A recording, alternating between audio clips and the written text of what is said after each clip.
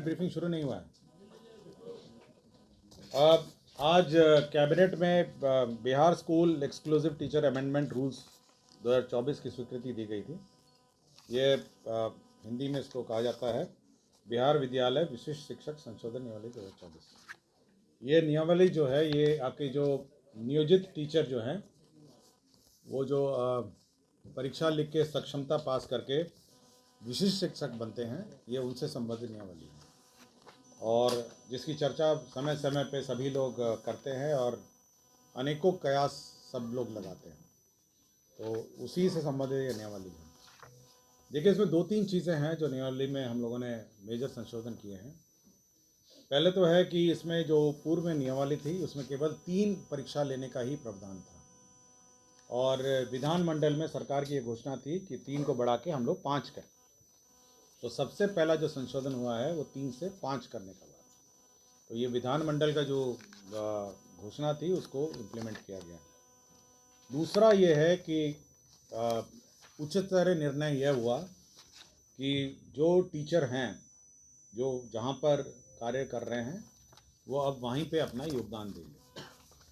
जो पूर्व में नियमावली थी उसमें उसका प्रावधान नहीं था। तो अब इसमें ये कहा गया है कि आप जितने भी टीचर हैं वे अब उसी विद्यालय में योगदान देंगे और प्रोविजनली उनको अपॉइंट उस पद पर किया जाएगा और वो वेतन ड्रॉ कर सकेंगे। सरकार इसके लिए एक तिथि निर्धारित करेगी विभाग, और उस तिथि से वो लोग वेतन ले सकेंगे। ये प्रावधान पहले नहीं था। पहले ये था कि सरकार स्थानांतरण करेगी और स्थानांतरित जगह पर जाकर जब योगदान देंगे तब वो वेतन ड्रॉ करेंगे। तो एक मेजर ये संशोधन हुआ है कि वो अपने ही मूल स्थान जहाँ पे कार्य कर रहे हैं वहाँ से वो वेतन ड्रॉ कर सकेंगे और कन्फर्मेशन उनका जो होगा, जो उनकी सेवा संपुष्ट होकर कन्फर्म जब होंगे वो तब होंगे जब उनके सारे सर्टिफिकेट की जांच होगी। उनके बहुत सारे सर्टिफिकेट केवल अभी लिए गए हैं, जो काउंसलिंग की प्रक्रिया है उसमें केवल सर्टिफिकेट लेने की प्रक्रिया है, अभी जांच की प्रक्रिया नहीं हुई है कि पहले बिहार बोर्ड से जांच होगा, CBSE से जांच होगा। बहुत सारे लोग तो विभिन्न राज्यों के बोर्ड से आए हैं, यूपी वाले यूपी बोर्ड से आए हैं, कोई मध्य प्रदेश बोर्ड से आया है और बहुत सारी डिग्रियां हैं जो जांच की प्रक्रिया में है। तो जब जांच हो जाएगा तो वो कंफर्म हो जाएंगे और परमानेंट हो जाएंगे। तो मोटा मोटी ये जो संशोधन है ये करने की आवश्यकता इसलिए पड़ी है क्योंकि सभी लोग ये कहते रहे कि हमको वेतन दीजिए और डेट अनाउंस करिए, तो इस नियमावली के लिए वो वेट कर रहे हैं। पहले तो ये सर जांच के बाद जो है सो वहीं रह जाएंगे शिक्षक, मतलब जिनकी इच्छा है, मतलब अगर वो वहाँ रहना चाहें, लेकिन हम सरकार उनको दूसरे जगह स्थानांतरित नहीं करेगी। मतलब लेकिन ये जो पद है, जो टीचर है, ये स्थानांतरित, मतलब it can be transferable post है ये। मतलब अभी तो योगदान वहीं रहेंगे, ताज जिंदगी तो नहीं रहेंगे, मतलब लेकिन ये है कि ये स्थानांतरण कभी कभी कार्यकाल में कभी कभी भी कर सकते हैं सरकार। प्रोविजनल अपॉइंटमेंट होगा सर, ये प्रोविजनल अपॉइंटमेंट है और सरकार कभी भी स्थानांतरण कर सकेगी, लेकिन अभी सरकार स्थानांतरण करने का विचार नहीं रखती है। तीसरा ये है इसमें ये है कि सरकार एक स्थानांतरण नीति अलग से लाएगी और उसके आलोक में कभी स्थानांतरण करना होगा तो उस वक्त करेगी, लेकिन वर्तमान में वो वहीं पे योगदान देंगे और वहीं से वो सैलरी ड्रॉ करेंगे। तीसरा ये है कि इसमें जो विभागीय कार्रवाई और अन्य डिसिप्लिनरी प्रोसीडिंग के रूल्स हैं वो उस नियम में नहीं थे।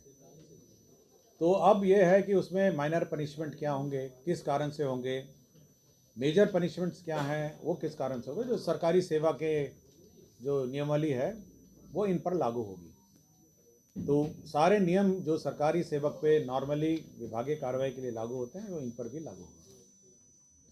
इसमें एक प्रोविज़न और किया गया। देखिए, सरकार ने जो स्थानांतरण नीति है वो बहुत ही उदारपूर्वक, जहाँ टीचर ने मांगा वहाँ पे स्थानांतरण का सरकार ने उदारपूर्वक नीति अपनाई है।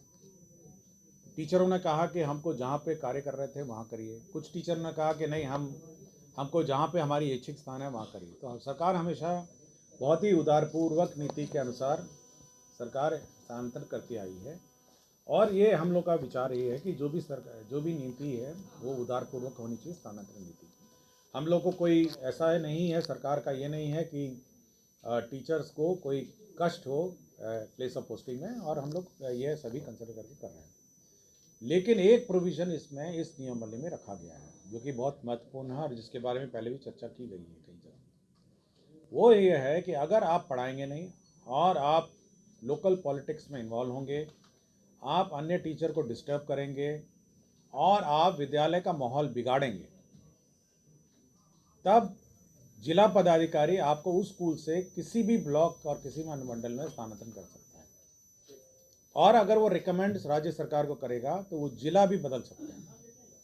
तो यह प्रावधान रखा गया है कि अगर आप पढ़ाएंगे नहीं, आप दूसरे को कहेंगे, जैसे कल ही आपने एक वीडियो सुना होगा जिसमें एक टीचर कहती है कि आप अटेंडेंस फर्जी बनाइए।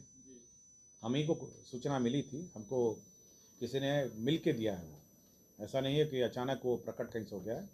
एक टीचर आई थी मुझे शिकायत करने के लिए कि उसकी हेड मिस्ट्रेस जो है वो दबाव बना रही है और गड़बड़ करने को कह रही है। आप सभी ने सुना होगा उसको।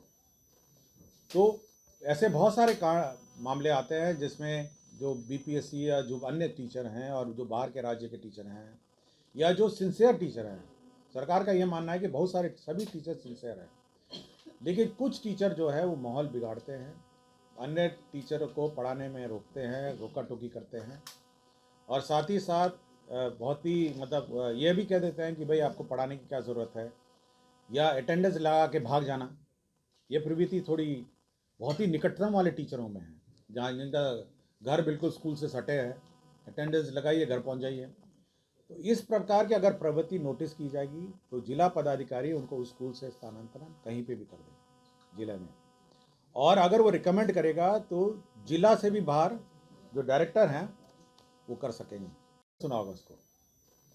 तो ऐसे बहुत सारे मामले आते हैं जिसमें जो बीपीएससी या जो अन्य टीचर हैं और जो बाहर के राज्य के टीचर हैं या जो सिंसियर टीचर हैं, सरकार का यह मानना है कि बहुत सारे सभी टीचर सिंसियर हैं, लेकिन कुछ टीचर जो है वो माहौल बिगाड़ते हैं, अन्य टीचर को पढ़ाने में रोकते हैं, रोका टोकी करते हैं और साथ ही साथ बहुत ही मतलब ये भी कह देते हैं कि भाई आपको पढ़ाने की क्या ज़रूरत है, या अटेंडेंस लगा के भाग जाना। ये प्रवृत्ति थोड़ी बहुत ही निकटतम वाले टीचरों में है, जहाँ जिनका घर बिल्कुल स्कूल से सटे है, अटेंडेंस लगाइए घर पहुँच जाइए। तो इस प्रकार की अगर प्रवृत्ति नोटिस की जाएगी तो जिला पदाधिकारी उनको उस स्कूल से स्थानांतरण कहीं पे भी कर देंगे जिले में। और अगर वो रिकमेंड करेगा तो जिला से भी बाहर जो डायरेक्टर हैं वो कर सकेंगे। लेकिन यह किसी के विम्स एंड फैंसीज पे भी हम लोगों ने नहीं छोड़ा है। उसको 3 दिन का नोटिस दिया जाएगा, 3 कार्य दिवस का। टीचर साहब को जवाब देना होगा कि क्यों नहीं आपको उसके प्रखंड, उसके जो स्थापित जगह है वहाँ से स्थानांतरण अन्य ब्लॉक में किया जाए या फिर जिला से बाहर किया जाए, यह उसको शो कॉज देना पड़ेगा और उस शो कॉज के आधार पर वो ऑर्डर होगा। नंबर 1, अगर वो शुद्ध है, जिला पदाधिकारी आदेश थे, तो अपील का प्रावधान है कि राज्य सरकार के स्तर पर सचिव महोदय डायरेक्टर के यहाँ अपील करेगा और डायरेक्टर के अगर ऑर्डर से अशुद्ध है तो सचिव के स्तर पर अपील करेगा। तो अपील का भी प्रावधान है। ऐसा नहीं है कि हम लोग मतलब अराजकता की स्थिति है कि कोई किसी को ट्रांसफ़र करेगा, लेकिन हम लोग उसको शो कॉज पूछेंगे। डीएम के खिलाफ बोलेगा डायरेक्टर, जो निदेशक है एजुकेशन डिपार्टमेंट में, और निदेशक का जो अपील होगा वो सेक्रेटरी एजुकेशन के अपील में होगा। तो उसका अपील का भी हमने प्रावधान दिया। मैं इस प्रावधान की बात कर रहा हूँ, ये जो स्पेसिफिक कि अगर आपको जो आपका जो पदस्थापित स्थान से अगर आप पाए गए कि सपोज आपका विरुद्ध कंप्लेंट हुआ कि आप स्कूल में पढ़ाते नहीं हैं, अटेंडेंस ला के भाग जाते हैं, तो कंप्लेंट करेगा पब्लिक काम। अभी तो इसी में है, यही प्रावधान बाकी में भी लागू होंगे, लेकिन क्योंकि ये नियमावली संशोधन हो रही है तो अभी तक इसी पे सीमित, अभी तो इसी की नियमावली की बात कर रही है ना, अभी दूसरी नियमावली की बात नहीं हो रही है। तो अभी तो ये है कि अगर आप किसी भी हालत में सपोज आप पाए जाते हैं कि रोज़ आप आते हैं और घर भाग जाते हैं, तो पब्लिक कंप्लेन करेगा तो आपको नोटिस दिया जाएगा कि ऐसे ऐसे शिकायत आपके विरुद्ध प्राप्त हुई है। तो आप उसके विरुद्ध आप जवाब देंगे कि नहीं, हम तो बिल्कुल लगातार पढ़ाते हैं, शिकायत गलत है, तो उसकी जांच होगी और उस पर ऑर्डर होगा। अगर ऑर्डर हो गया और आपके विरुद्ध हुआ तो आप अपील कर सकते हैं। तो अपील का भी प्रावधान हम लोगों ने 2 स्तर पर रखा है, इसलिए बिल्कुल एक हियरिंग का भी मौका दिया है। लेकिन यही है कि ये बहुत ही कम शिक्षक ऐसे होंगे जो इस दायरे में आते होंगे, लेकिन ज़्यादातर शिक्षक समय पर पढ़ाते हैं और और रुचि लेके पढ़ाते हैं। बहुत ही कम शिक्षकों की कंप्लेंट आती है, लेकिन उनके लिए भी ये प्रावधान किया गया है कि अगर आप पढ़ाएंगे नहीं तो आपको अपने पदस्थापित स्थान से ट्रांसफ़र कर दिया जाएगा। इसलिए ये नियमावली में जो एक तरफ जहाँ पर आपके पदस्थापन स्थान पर ही आप योगदान देकर वेतन लेने का प्रावधान कर दिया गया है, वहीं अगर आप वहाँ पे बैठ के पढ़ाएंगे नहीं और अन्य कार्य में व्यस्त रहेंगे तो उन पर कार्रवाई करने का भी प्रावधान इसमें किया गया है। सर सर्टिफिकेट सत्यापन कब तक कर दिया जाएगा? हम लोगों ने भेजा है, अभी तो बहुत सारे सर्टिफिकेट आ गए हैं, करीब हम लोग के 3 लाख टीचरों का भी प्रोसेस में है। अभी तो खैर अभी तो केवल हम लोग सर्टिफिकेट प्राप्त कर रहे हैं काउंसलिंग में, और सैलरी तो हम लोग ज्वाइनिंग भी ले रहे हैं और सैलरी भी हम लोग ज्वाइनिंग कर ले रहे हैं। विशिष्ट शिक्षकों की संख्या कितनी है कुल? हाँ, विशिष्ट शिक्षकों की संख्या कितनी है कुल बिहार में अभी? विशिष्ट शिक्षकों की जो इससे प्रभावित होंगे उनकी संख्या? ये करीब होंगी आपको, जो कॉम्पिटेंस टेस्ट पास कर हमको 3 लाख के आसपास है ये। सर इनका सत्यापन कब तक पूरा कर लिया जाएगा? ये करीब 6 महीने लगेगा, ये 6 महीना करीब लगेगा। 6 मंथ्स तो कम से कम जाएगा, यूनिवर्सिटी जाएगा, कॉलेजेस जाएंगे, सब जगह मोटा मोटी 6 महीने लगेगा।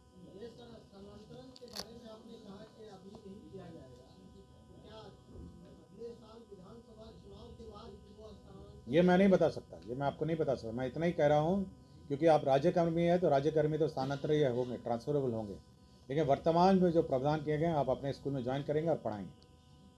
और सर अभी जो 190 जो ट्रांसफर वाला सूची है वो कब तक जारी होगा? तो कब तक उस पर कार्रवाई होगी? अभी मैं इसके बारे में बोल रहा हूँ, उसके पर तो कार्रवाई हो रही है। उसमें 6 कैटेगरी है, नहीं वो कब तक उस पर आप कार्रवाई करेंगे? उस पर तो फेज वाइज करेंगे, हम लोग करेंगे उसको। 3 महीने में? इतना लंबा क्यों बोल रहे हैं हाँ, आप इतना लंबा क्यों बोल रहे हैं? 1 महीने? अब ये मैं नहीं बताऊंगा, लेकिन हम लोग कार्रवाई कर रहे हैं। चलिए जल्दी कर लेंगे। और किसी को कुछ पूछना है शिक्षा में, ताकि